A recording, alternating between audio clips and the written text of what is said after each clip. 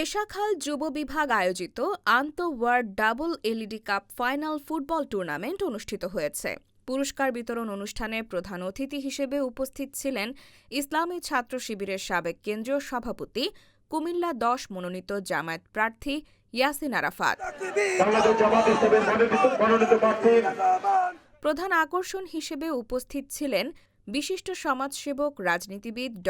মোহাম্মদ দেলোয়ার হোসাইন। সভাপতিত্ব করেন বিশিষ্ট সমাজসেবক জনাব ওমর আল ফারুক।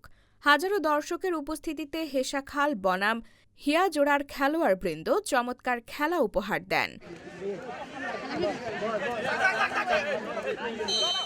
খেলা সমতা হওয়ায় টাই ব্রেকারের মাধ্যমে হেসাখাল বিজয়ী হয়, হিয়াজোড়া রানার্স আপ হয়।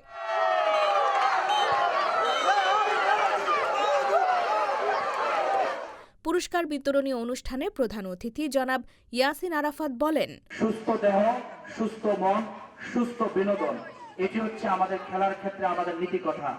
আমাদের সমাজে আমরা দেখি যুবকদেরকে রাজনৈতিক হাতিয়ার বানানো হয়, লাঠিয়াল বাহিনীতে পরিণত করা হয়, দলবাজি, গ্রুপিংবাজি, বিভিন্ন সিস্টেমে নিজের আখের গোছানোর জন্য যুবকদেরকে ব্যবহার করা হয়।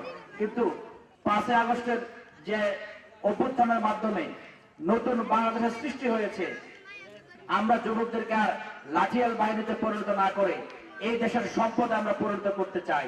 ড. দেলোয়ার হোসেন বলেন, এই আয়োজনের মাধ্যমে আমরা আসলে যেটা বোঝাতে চাচ্ছি যে যুবকদেরকে ভিন্ন খাতে প্রবাহিত না করতে দিয়ে তাদেরকে সুস্থ বিনোদনের মাধ্যমে, সাংস্কৃতিক চর্চার মাধ্যমে তাদেরকে মানসিক, শারীরিকভাবে তাদেরকে তৈরি করা।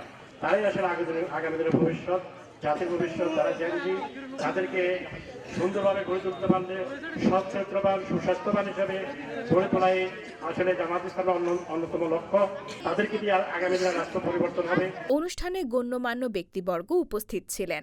পুরস্কার বিতরণী অনুষ্ঠান শেষে সভাপতি জনাব ওমর আল ফারুক অনুষ্ঠানের সমাপ্তি ঘোষণা করেন।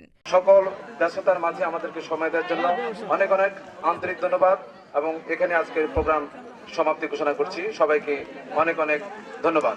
মাস জুড়ে টুর্নামেন্টের সার্বিক তত্ত্বাবধান করেন সমাজসেবক ইমাম হোসেন ও যুবনেতা মোরশেদ।